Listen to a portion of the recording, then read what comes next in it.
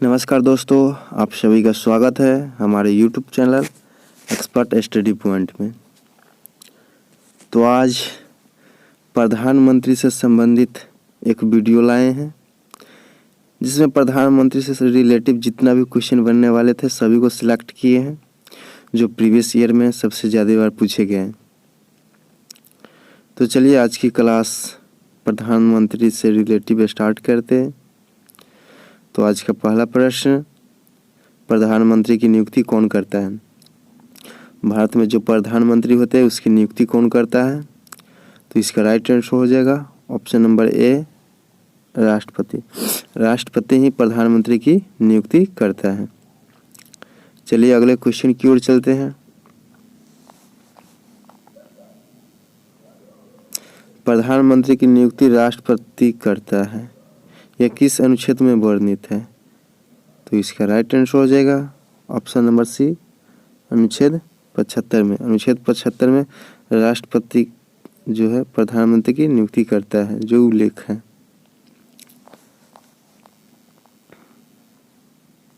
प्रधानमंत्री को उसके पद की गोपनीयता की शपथ कौन दिलाता है? प्रधानमंत्री जब जो बनते हैं तो उसकी जो शपथ दिलाते हैं वो कौन दिलाता है?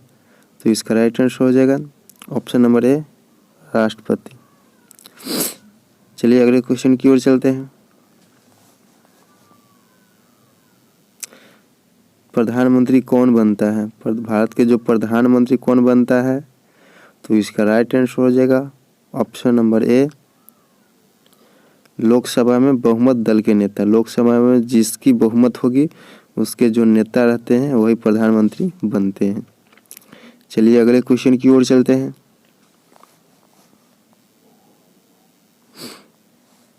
यदि भारत का प्रधानमंत्री राज्यसभा का सदस्य है तो क्या होगा?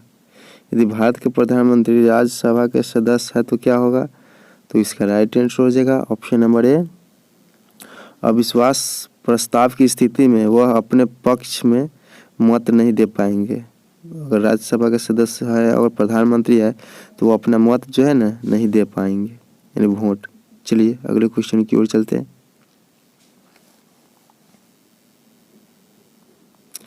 निम्नलिखित में से कौन लोकसभा का नेतृत्व करता है? लोकसभा का मेन जो लीडर होता है यानी उसका नेतृत्व कौन करता है? तो इसका राइट आंसर हो जाएगा ऑप्शन नंबर डी, प्रधानमंत्री। चलिए अगले क्वेश्चन की ओर चलते हैं।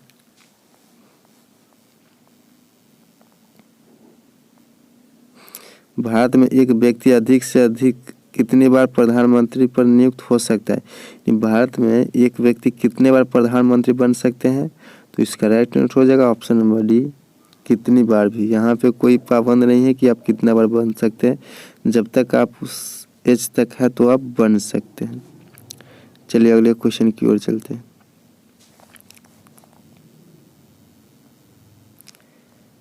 संघीय मंत्रिपरिषद का अध्यक्ष कौन होता है? संघीय मंत्रिपरिषद का अध्यक्ष कौन होता है? तो इसका राइट आंसर हो जाएगा ऑप्शन नंबर सी, प्रधानमंत्री। चलिए अगले क्वेश्चन की ओर चलते हैं।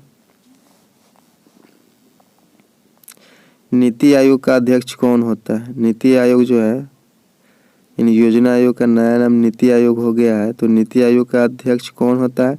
तो इसका राइट आंसर हो जाएगा ऑप्शन नंबर बी, प्रधानमंत्री। जो प्रधानमंत्री रहते हैं वही नीति आयोग का अध्यक्ष होता है। चलिए अगले क्वेश्चन की ओर चलते हैं। आमतौर पर भारत के प्रधानमंत्री होते हैं क्या? तो इसका राइट आंसर हो जाएगा ऑप्शन नंबर बी, लोकसभा के सदस्य। प्रधानमंत्री तो सबसे पहले लोकसभा से ही चुना कर जाते हैं, तो लोकसभा का सदस्य ही होंगे प्रधानमंत्री। चलिए अगले क्वेश्चन की ओर चलते हैं।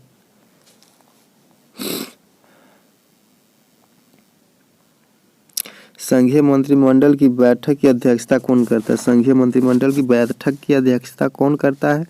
तो इसका राइट आंसर हो जाएगा ऑप्शन नंबर सी, प्रधानमंत्री। प्रधानमंत्री ही संघीय मंत्रिमंडल की बैठक की अध्यक्षता करता है। चलिए अगले क्वेश्चन की ओर चलते हैं।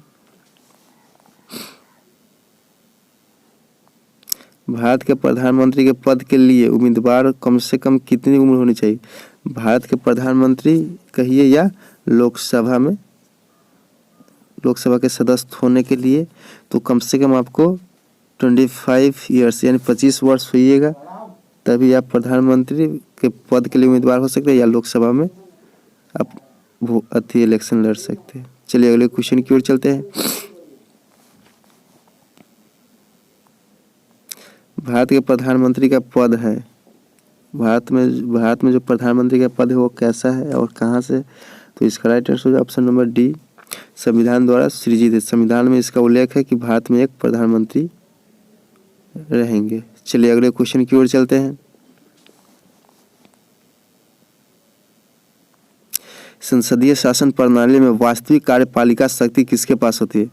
जो संसदीय शासन प्रणाली होती है उसमें वास्तविक यानी रियल कार्यपालिका शक्ति किसके पास होती है? तो इसका राइट आंसर हो जाएगा ऑप्शन नंबर सी, प्रधानमंत्री। प्रधानमंत्री के पास ही वास्तविक कार्यपालिका शक्ति मौजूद होता है। चलिए अगले क्वेश्चन की ओर चलते हैं। संसदीय शासन प्रणाली सर्वप्रथम किस देश में विकसित किया गया था? जो संसदीय शासन प्रणाली है वह सर्वप्रथम विश्व के किस देश में प्रारंभ किया गया था या विकसित किया गया? तो इसका राइट आंसर हो जाएगा ऑप्शन नंबर ए, ब्रिटेन यानी इंग्लैंड में। चलिए अगले क्वेश्चन की ओर चलते हैं। भारत के प्रथम प्रधानमंत्री कौन थे? भारत के प्रथम प्रधानमंत्री कौन थे? तो इसका राइट आंसर हो जाएगा option number A, Pandit Jawaharlal Nehru.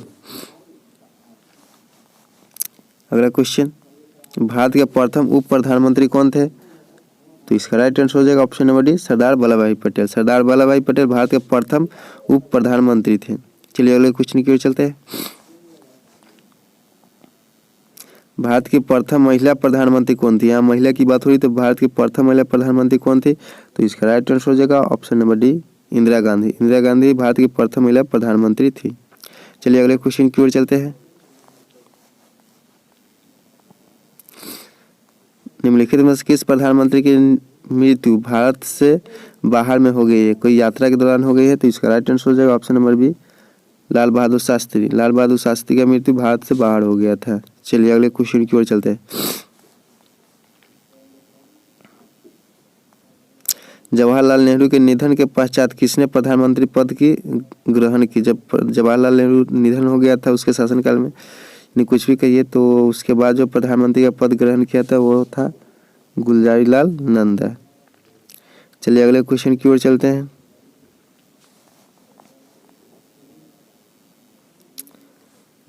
नियुक्ति के समय निम्न में से कौन प्रधानमंत्री संसद के किसी भी सदन का सदस्य नहीं था?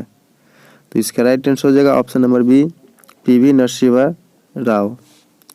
चलिए अगले क्वेश्चन की ओर चलते हैं। प्रधानमंत्री का पद ग्रहण करते समय निम्नलिखित में से कौन प्रधानमंत्री का विधानसभा का सदस्य था? तो इसका राइट आंसर हो जाएगा ऑप्शन नंबर सी, एच.डी. देवगौड़ा। चलिए अगले क्वेश्चन की ओर चलते हैं। प्रथम गैर कांग्रेसी प्रधानमंत्री कौन थे? प्रथम गैर कांग्रेसी प्रधानमंत्री कौन थे? तो इसका राइट आंसर हो जाएगा option number C, Morarji Desai. चलिए अगले क्वेश्चन की ओर चलते हैं। प्रधानमंत्री पद से त्यागपत्र देने वाले प्रथम प्रधानमंत्री कौन थे? तो इसका राइट आंसर हो जाएगा option number B, Morarji Desai. चलिए अगले क्वेश्चन की ओर चलते हैं। निम्नलिखित में से कौन सबसे अधिक उम्र में प्रधानमंत्री बने थे? तो इसका राइट आंसर हो जाएगा option number A, Morarji Desai. Morarji Desai जो थे सबसे अधिक उम्र में प्रधानमंत्री बने थे। चलिए अगले क्वेश्चन की ओर चलते हैं। सबसे कम उम्र में प्रधानमंत्री पद पर आसीन होने वाले व्यक्ति कौन थे? इससे पहले था कि सबसे अधिक उम्र में, और यहाँ पे सबसे कम उम्र में प्रधानमंत्री बनने वाले व्यक्ति सबसे कम उम्र में हो जाएगा आपको राजीव गांधी। चलिए अगले क्वेश्चन की ओर चलते हैं। निम्नलिखित में से किसने 2 बार कार्यभार प्रधानमंत्री के रूप में पदभार ग्रहण किया है ऑप्शन में से? तो इसका राइट आंसर हो जाएगा option number C, Gulzarilal Nanda. चलिए अगले क्वेश्चन की ओर चलते हैं। निम्नलिखित प्रधानमंत्रियों में से किसका जन्म भारत की स्वतंत्रता के बाद हुआ है?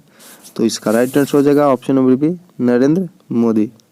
चलिए अगले क्वेश्चन की ओर चलते हैं।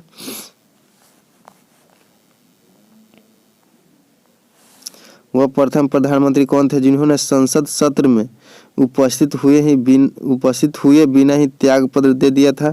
तो इसका राइट आंसर हो जाएगा ऑप्शन नंबर बी, चौधरी चरण सिंह। चलिए अगले क्वेश्चन की ओर चलते हैं।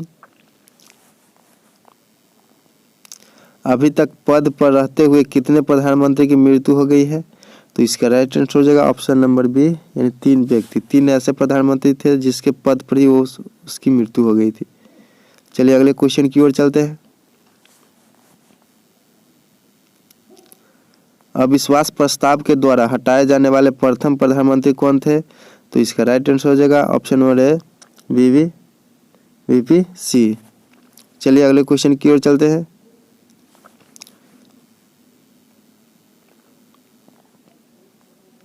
पहला अविश्वास प्रस्ताव किसके खिलाफ लाया गया था? तो इसका राइट आंसर हो जाएगा ऑप्शन नंबर सी, पंडित जवाहरलाल नेहरू। पंडित जवाहरलाल नेहरू के खिलाफ ही प्रथम बार अविश्वास प्रस्ताव लाया गया था। तो आज का ये प्रधानमंत्री से रिलेटेड वीडियो था। उससे जितना भी क्वेश्चन प्रीवियस ईयर में पूछा गया था वो क्वेश्चन लाने का प्रयास किए थे। तो वीडियो को अंत तक देखने के लिए दिल से धन्यवाद। और जाते जाते वीडियो को लाइक शेयर कमेंट करना ना भूलिएगा। और कमेंट में ज़रूर बताइएगा कि 32 क्वेश्चनों में से कितना का आंसर आपको मालूम था और कितना का आंसर आप सही कर पाए थे। तो कमेंट में ज़रूर बताइएगा। अगर मेरे YouTube पे पहली बार आए हैं तो चैनल को सब्सक्राइब करते जाइएगा। जय हिंद, जय भारत।